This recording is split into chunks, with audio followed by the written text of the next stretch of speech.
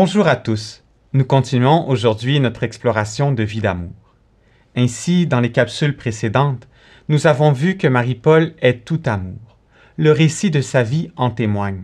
Dès son enfance, elle a toujours cherché à plaire à Dieu et à aimer son prochain. Toutes les souffrances qu'elle a acceptées avec amour l'ont purifiée profondément, à tel point qu'elle a vécu de plus en plus en communication directe avec le ciel. Dès la fondation de l'Armée de Marie, la principale priorité pour Marie-Paul est cette œuvre qu'elle dirige au nom de Dieu et de Marie. Ses 5 enfants, alors adultes, acceptent généreusement que leur mère s'y consacre. Ils comprennent que diriger cette œuvre lui demande, à elle aussi, de nombreux sacrifices.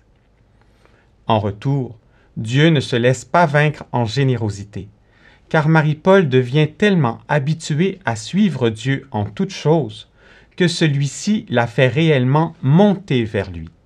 C'est ce dont nous allons parler aujourd'hui.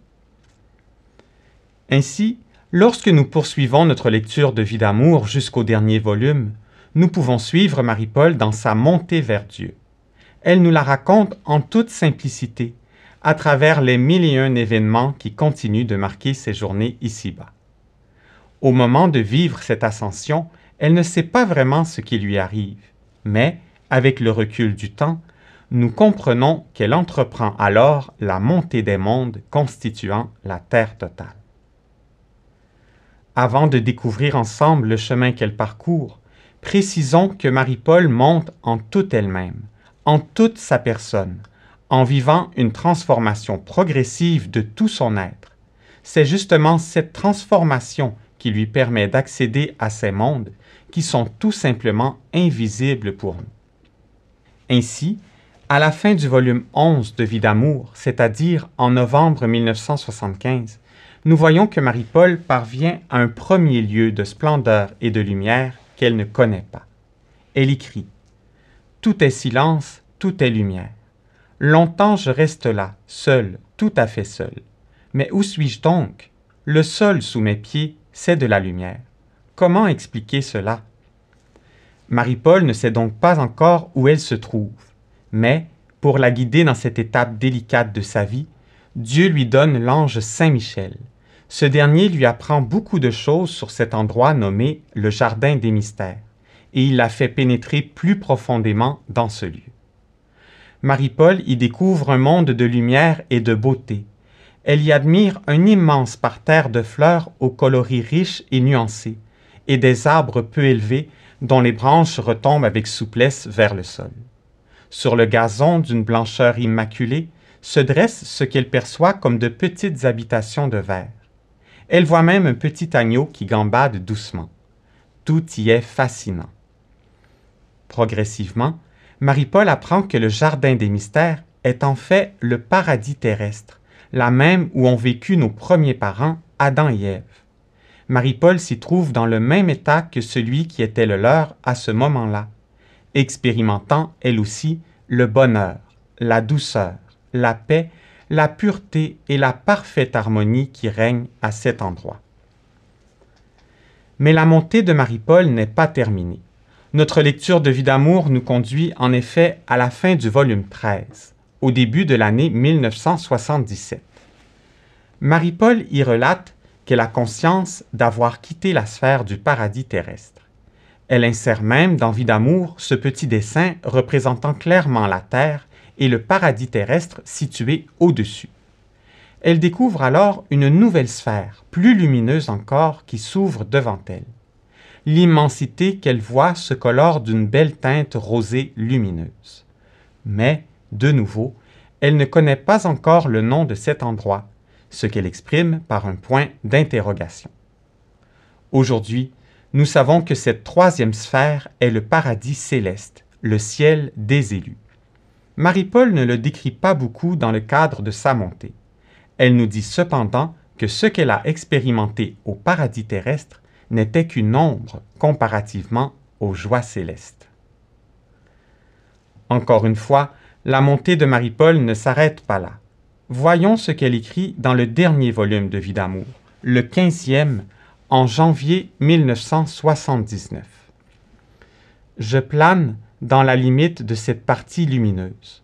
Au même moment, je ressens qu'il y a au-dessus de moi un autre lieu, et j'apprends que ce lieu est la partie feu. Aussitôt, dans une douceur et un amour incommensurables qui me pénètrent, je comprends que c'est le feu divin et que la divinité, Dieu, est là. Comme c'est grand, Marie-Paul est arrivée au sommet de son parcours, le monde divin, là où se trouve Dieu. Elle le décrit comme étant une lumière vivante. Ce n'est pas tout. Quelques mois plus tard, voici ce qui lui arrive. Je revois soudain la grande lumière. Le Seigneur m'indique la place que j'occupe dans cette lumière. Je vois que je monte et je deviens de la lumière dans la lumière.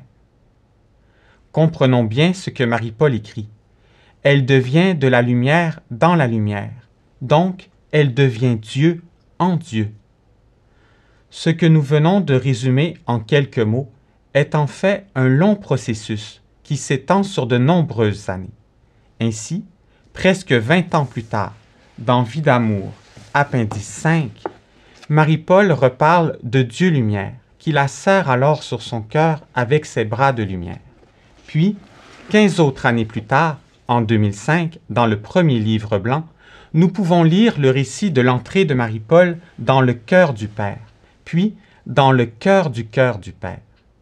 Elle ne peut aller plus loin, c'est le sommet des sommets. Marie-Paul y rejoint Marie la divine et Jésus-Christ. Avec Dieu le Père et avec l'Esprit, ils forment tous ensemble la quinternité divine.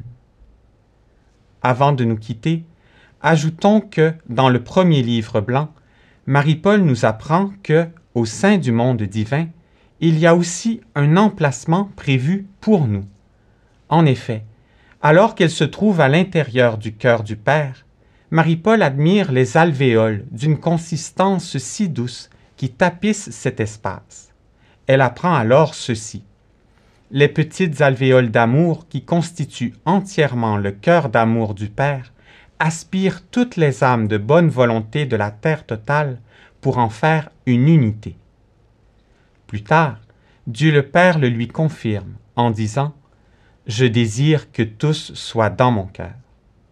Comme il est sublime le plan de Dieu, nous sommes appelés, à notre mesure, à suivre le même chemin que celui que Marie-Paul a parcouru. Voilà l'ultime raison pour laquelle, dès maintenant, nous sommes tous invités à faire de notre vie une autre vie d'amour. Gardons toujours dans notre cœur cette perspective grandiose. Pour ma part, je vous donne rendez-vous pour un prochain entretien consacré à Vie d'amour et, avec vos familles et toutes les personnes qui vous sont chères, je vous bénis. Que la divinité tout entière vous bénisse, le Père et le Fils, la Mère et la Fille, dans l'unité de l'Esprit. Amen.